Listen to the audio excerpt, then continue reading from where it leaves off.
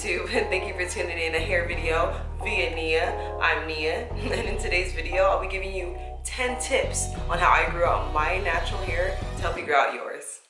Sometimes I'm mystery, sometimes I'm free, depending on my mood, on my attitude. Sometimes I wanna roll or stay at home, walking contradiction. So I officially started growing out my hair roughly a little over 2 years ago.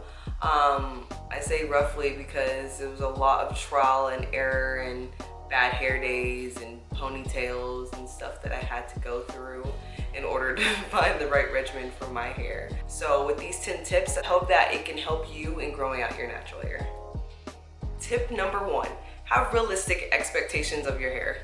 For one, you can't change your hair texture if you're having natural hair. 2, love the hair texture that you get because it's yours.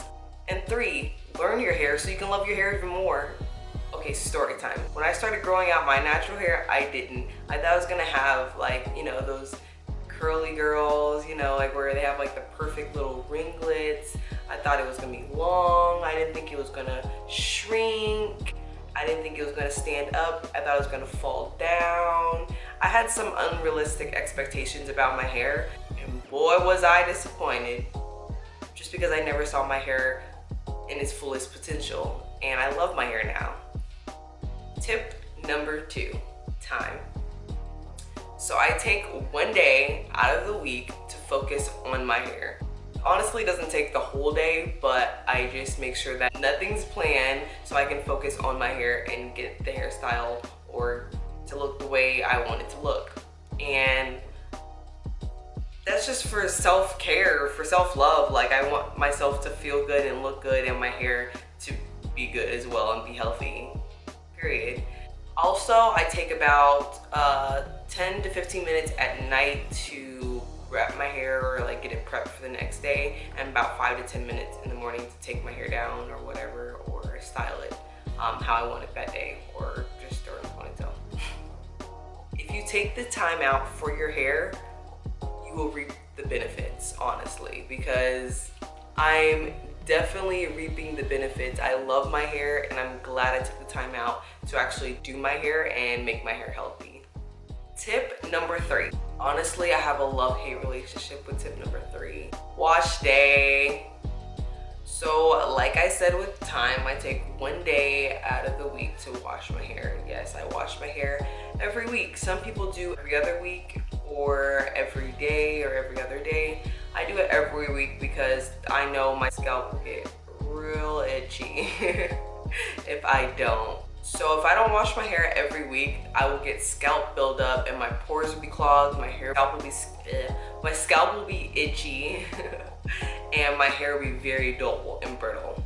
Another tip about wash day would be use the right products. So make sure you're getting all of that scalp buildup out of your scalp and your hair, and all the oils that you use throughout the week and all the dirt. But at the same time, you don't want to strip your hair completely clean to where it's dry and brittle. So you also want that shampoo to not only strip the oils and dirt out of your hair, but bring new oils back in to replenish the oils that were stripped out. Speaking of products, tip number 4, what products to use? Honestly, I'm not gonna sit here and list products for you to use just because I've used tons in the last 2-ish years. I used tons of products because I was a product junkie for the first year of me going natural, and I spent a lot of money on products that I did not use, did not need, or did not want, or did not help my hair at all.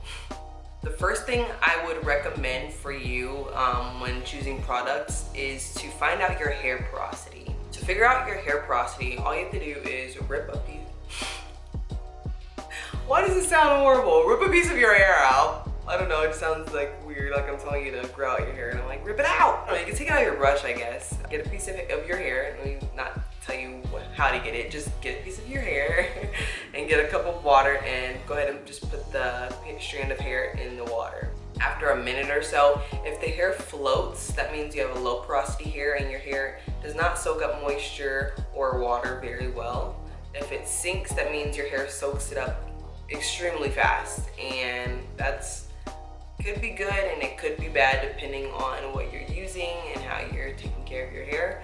And if it floats in the middle or just kind of stays in the middle, that means you have normal porosity hair, which is a little easier because you don't really have to focus on what products will and will not work, because most of them work for your hair. Personally, I have low porosity hair. My hair does not soak up moisture nor water very fast or very well, so I have to use certain products that squeeze and hold in moisture to help my hair hold in that moisture. With that being said, if you test out your hair and you have low porosity, don't forget to tune into my videos and subscribe so I can show you some products to use for low porosity hair. Anyway, no matter what porosity hair that you have, I would recommend finding products that promote hair growth, period. Mostly like oils, like peppermint oils, tea tree oil, black castor oil, lavender oil. Did I already say peppermint oil? Peppermint oil, aloe, argan oil. There's just a lot of products that actually promote hair growth, and I would just stick towards that and then find like shampoos and conditioners and stuff like that that works for lower high porosity hair, and like creams and moisturizers. With that being said, tip number 5, moisture. The most important tip is moisture. Why do I say moisture is the most important tip? Because brittle hair breaks. Just remember that. So the natural oils in your scalp go down your hair strand in order to give your hair moisture.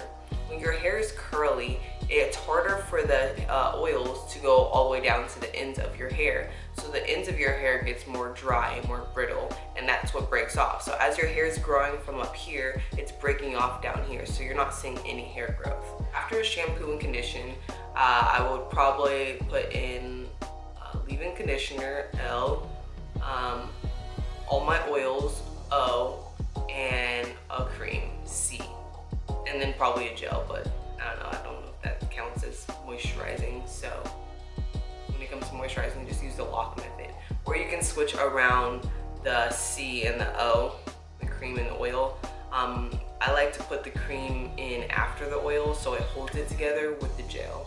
So you can try the LOC lock method or the LCO method. It depends on what you prefer. Like I said, I do the lock method.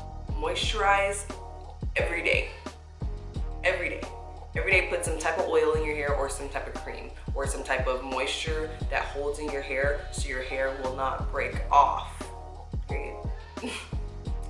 Tip number 6, and my favorite tip, is scalp massage. So I massage my scalp about twice a week, usually on wash day and in the middle of the week. I just want to give myself a massage.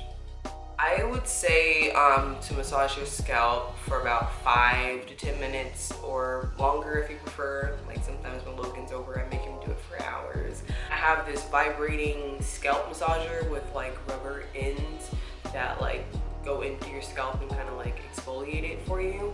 And it's vibrating, so at the same time it's massaging your scalp. So one thing I love about it is you can use it on wet and dry hair. So you can use it in the shower when you're shampooing and conditioning. Scalp massages increase blood flow in your scalp and scalp circulation, which equals hair growth, period. Tip number 7, deep conditioning. When it comes to deep conditioning, it's important that you do it it's important that you do it every wash day. Washing your hair, you're washing some of the moisture out, and your conditioner is putting some moisture back into it, but a deep conditioner actually conditions it, so where even if you wash it out and throughout the week, it's still conditioning and moisturizing your hair. Things to stay away from: sulfates, anything drying out your hair, so like alcohols. There's tons of different types of alcohols, ponytails, and tight hairstyles, and not moisturizing, obviously. Tip number 9, protective and low maintenance hairstyles. Honestly, this tip helped me when my hair was short. I didn't know what to do with it. I just twisted it up, and even when it's long and I don't want to have to deal with detangling it all the time, I just twist it up and twist, or I put in braids, or I braid it up and put a wig on. just things that you won't have to touch your hair, manipulate your hair all day, every day. Depending on what low maintenance or protective style you use, it can damage your hair. So braids, weaves, or wigs, they can damage your hair if you have them in too long. I say not to go over a month of having them, just because it can damage your hair and leave your hair dry or rub against your hair strand, causing breakage. If you can't reach your scalp, that means you're not moisturizing it, period. And if you're not moisturizing your hair for longer than a week, that's not good. That's not good if you're trying to grow healthy, long hair. So with that being said, my recommendation would be twist. I like doing twist outs more than anything because you can wear the twist out as a hairstyle for a couple days, take it out, your hair will be just as moisturized as when you put it in there, and just worry about your scalp. So I had my twist in for about 2 to 3 days, and I just took them out, and I'm probably gonna wear this hairstyle for a couple more days, maybe even another week if I do different hairstyles. But like I said, I wash my hair every week, so depending on how my hair is and how that wash day went. And tip number 10, know when to cut your hair. So I had a hard time knowing when to cut my hair, just because when it was straight, remember, I would get my hair cut by my stylist who was straightening my hair. She knew when to cut my hair because I guess she can see it, but when your hair is curly, I mean, your ends kind of just look a mess. They're everywhere, you know, so you kind of just have to know your hair and feel it, or do what I do and just go almost every 6 months, or just know how your hair feels when it's getting, you know, knotted at the ends, and look at your ends to see if you have split ends. I know I look at my split ends every day, and I actually have some scissors and I cut the little split ends off if they're bad, but I wouldn't do that if you're starting going natural. I would see how your hair is and see what your hair feels like when it's at the point where it needs a cut. So that's all I have for you guys today. I hope you liked this video, and I hope I gave you some good tips in order to grow out your natural hair as much as I did. Just know there's shrinkage. My hair looks probably like it's been the same length for a while, but when I pull my hair down, my hair is almost actually to my nipple. Well, let me not say that, to my boob. I don't know. My hair, it's long. Every part of it is pretty long, and that's what I love about shrinkage. It gives you the volume and a short haircut, and when you straighten it, it looks like you're wearing a weave. Like I said, thank you for tuning in via Nia. I'm your girl Nia. Don't forget to like, comment anything that you like today, and subscribe to my channel so you can get more videos, and go ahead and hit that bell button so when I post more videos for you guys. Bye. Thank you.